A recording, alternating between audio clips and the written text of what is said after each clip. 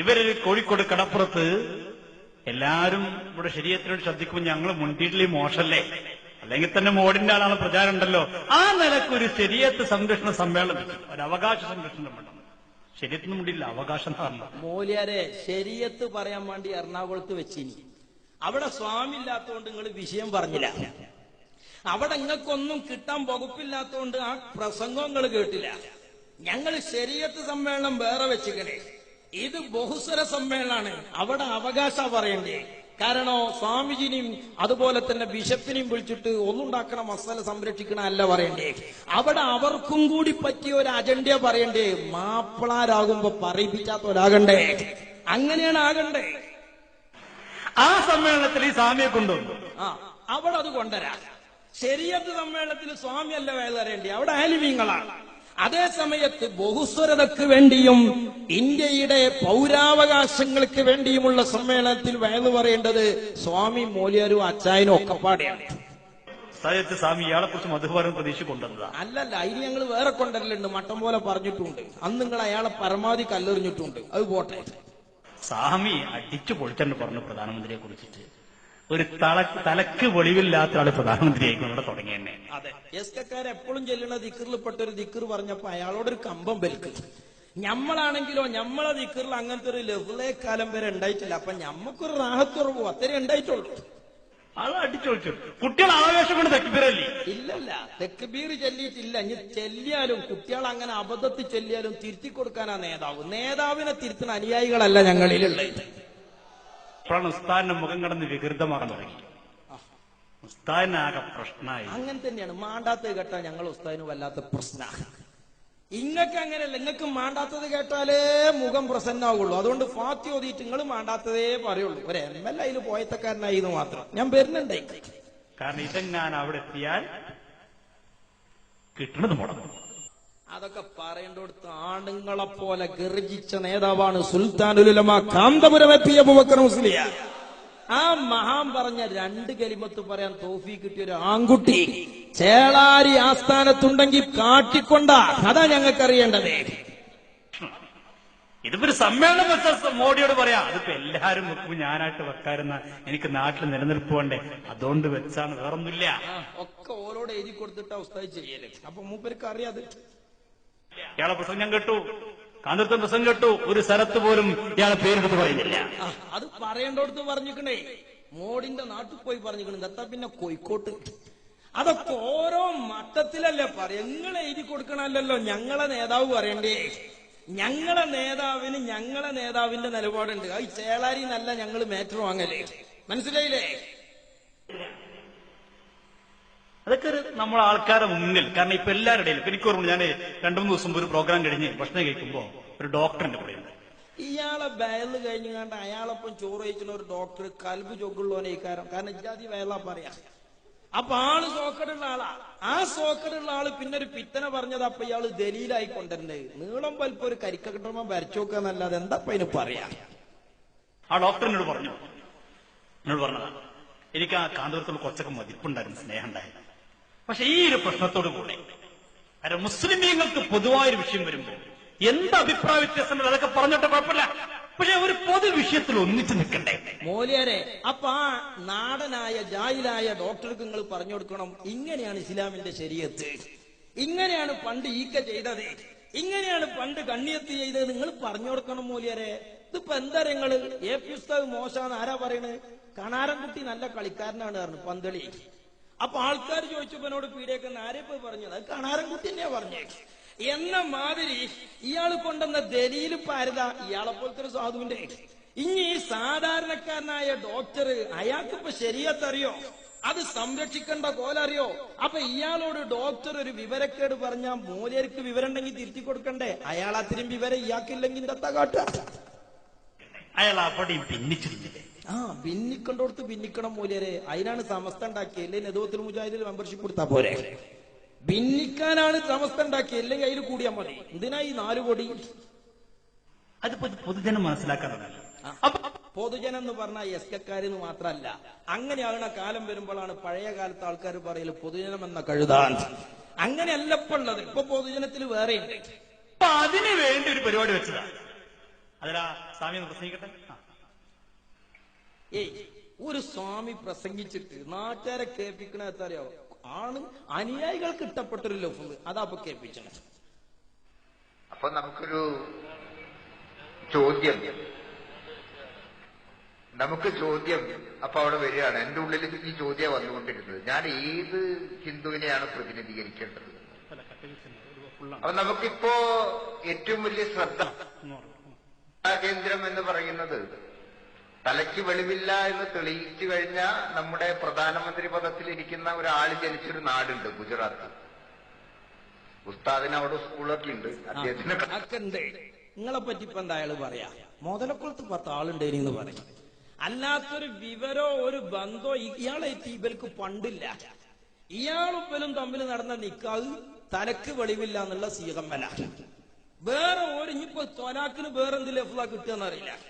ഇവനും സ്വാമിജി നടന്ന നിക്കാഹ് അവിടെ. അതിന്റെ മുമ്പ് ഇവലും ഒരു ബന്ധമല്ല, പുലബന്ധമല്ല. കഷ്ടപ്പാടൊന്നും ഉണ്ടാവരുതെന്ന് ഞാൻ പ്രാർത്ഥിക്കുന്നു. പ്രാർത്ഥിച്ചാ തുടങ്ങണത്. മൂപ്പര് പറയാണ്, ഞാൻ ഈ തലക്ക് വെളിവില്ലാത്തൊക്കെ പറഞ്ഞ ഉസ്താനോടെ ക്ഷീണം ഉണ്ടാകോ? ഒരു പേരുണ്ട്. എന്നാലും നിങ്ങളെക്കാളും ഒരു ഗുണകാംശം അയാൾക്ക് ഉണ്ടായല്ലോ, മദ്രസ പോകായിട്ട്. ഈ സ്വാമിജിക്ക് ഒരു മനുഷ്യനൊരു അപകടം വരരുത് എന്നുള്ള ഗുണകാംശം അയാൾക്ക് ഉണ്ടായല്ലോ. അയാൾ പള്ളി ദർശനമൊന്നും പോയിട്ടില്ല. ആരാന്റെ ചോറും നിന്ന് കിതാബൊക്കെ ഓതി പഠിച്ചിട്ടും ഒരു മനുഷ്യനോട് ഗുണകാംക്ഷം വേണ്ടിയെന്നല്ലല്ലോ നിങ്ങളെ തലച്ചോറ് പറയുന്നത്. കുത്തിത്തിരിപ്പുണ്ടാക്കി കൊളാക്കണം എന്നല്ലേ? ഇതാണ് സ്വാമി നിങ്ങളും തമ്മിലുള്ള വ്യത്യാസം. അയാള് നല്ല മനുഷ്യനാ, ചിലപ്പോഴൊക്കെ ആരും വണ്ടി കയറൂലേ, ആയിക്കോട്ടെ. പ്രസംഗിച്ച് ഇയാൾ ഇരുന്ന ഉടനെ കാന്തപുരം അടുത്ത് കുളിച്ചിട്ട് പറഞ്ഞു, നിങ്ങളെ തലക്ക് ഓടിയില്ലാത്ത പിൻവലിക്കണം. അതിനല്ലേ പറയണ്ടേ? അതേ സമയത്ത് മോഡിയുടെ നിലപാടുകളെ വിമർശിച്ച് സ്വാമിജി ഒരുപാട് പ്രസംഗിച്ചിരിക്കുന്നു. ഞങ്ങൾ ഉസ്താദിന് അതിലൊന്നും ഒരു അഭിപ്രായ വ്യത്യാസമല്ല. കണ്ടങ്ങള് ഇത് ചോറയിച്ചവർക്ക് തിരിയില്ലേ? വിനയ് വിശത്തെ പോലുള്ളവർ, കെ ടി കുഞ്ഞിക്കണ്ണനെ പോലുള്ളവർ, ഞങ്ങളുടെ നേതൃത്വം പലരും അവിടെ വെച്ച് മോഡിയുടെ നിലപാട് വിമർശിച്ചിക്കണേ, ആശയങ്ങൾ വിമർശിച്ചിക്കണേ, അയാളെ കർമ്മപരിപാടി വിമർശിച്ചിക്കണ്. ഉസ്താദ് തിരുത്താൻ പറഞ്ഞ എന്താ? നോട്ട് പിൻവലിച്ചത് നല്ലതാന്ന് പറയണമെന്നല്ല, തലക്ക് വെളിവില്ല എന്നാണ് ഒഴിവാക്കി കളിയും. വേറെന്തൊക്കെ നമുക്ക് പറയാലോ, ഇത്രേ പറഞ്ഞിട്ടുള്ളൂ. ഇവർക്ക് അതന്നെ പറയണം. ദത്തപ്പ എനിക്ക് കാട്ടുക. സാധു ഉറപ്പിച്ച് തറപ്പിച്ച് പറഞ്ഞതാണ്. ഒരു വട്ടം തന്നെ അയാൾ പറഞ്ഞു, ഒരുപാട് ആൾ പറയണ്ടേ.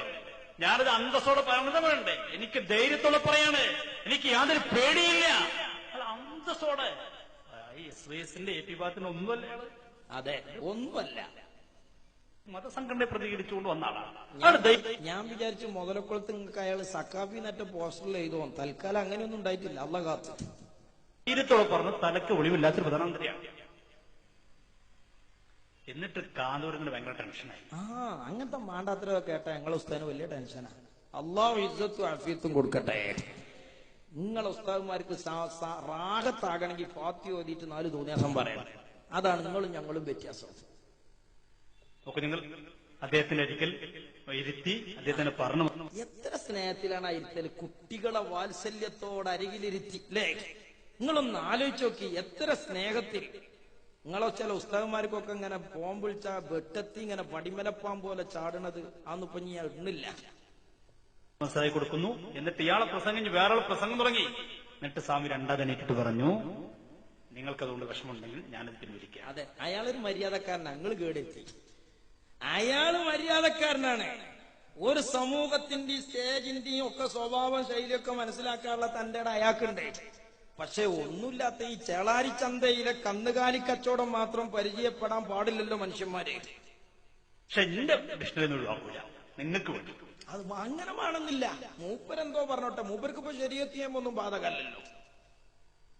നമുക്ക് നിങ്ങൾ ആ മനുഷ്യന്റെ മനസ്സുപോലും എടുക്കണ്ടായില്ല. വല്ലാത്തൊരു സങ്കടം. നിങ്ങളൊന്ന് ആലോചിച്ചോക്കെ. തലക്ക് വെളിവില്ല എന്നൊരു മനുഷ്യനെ പറ്റി പറയണ്ട. മൂപ്പര് ഏക സിവിൽ കോഡ് കൊണ്ടുവരുന്നു പറഞ്ഞ് മോശാന്ന് പറഞ്ഞിക്കണ്. അതിൽ അഭിപ്രായ വ്യത്യാസമല്ല. നോട്ട് നിരോധിച്ച് മോശാന്ന് പറഞ്ഞിക്കണ്. അയാൾ പറയുന്നതിന് മുമ്പ് ഞങ്ങളെ നേതാവ് പറഞ്ഞിക്കണ്. അതിലൊന്നും വിഷയമല്ല. മറ്റാ വർത്താനോ അത് വേണ്ടല്ലോ എന്നേ പറഞ്ഞിട്ടുള്ളൂ. എന്തോ ഒരു സങ്കടം ബൽക്ക്. തോന്നിയാസം പറഞ്ഞാലേ റാഹത്താകുള്ളൂ. ദത്തപ്പ എനിക്ക് കാട്ടുക. ബൈനാരൊരു കുപ്പി കുടിച്ചവർക്ക് അങ്ങനെയാണല്ലോ, കിട്ടിയിട്ടില്ലെങ്കിൽ ബറ തുടങ്ങും. ഇതൊക്കെയാണ് ഓരോരുത്തരെ കൾച്ചറൽ, അതിനനുസരിച്ചൊക്കെ ഉണ്ടാകുക. സംസാരിക്കാണ് ഇവിടെ ഞാൻ പരിചയപ്പെടുത്തപ്പെട്ട ഒരു പശ്ചാത്തലത്തിൽ അത് വേറെ പ്രസംഗിക്കുമ്പോ അവിടെ വെച്ച് സ്വാമിയുടെ പ്രസംഗം കഴിഞ്ഞ് വേറെ പ്രസംഗം തുടങ്ങുന്നു. അപ്പൊ സ്വാമിനെ അടുത്ത് വിളിച്ചിരിക്കും. അപ്പോൾ ഉസ്താദ് സ്നേഹത്തോടെ വിളിച്ചു.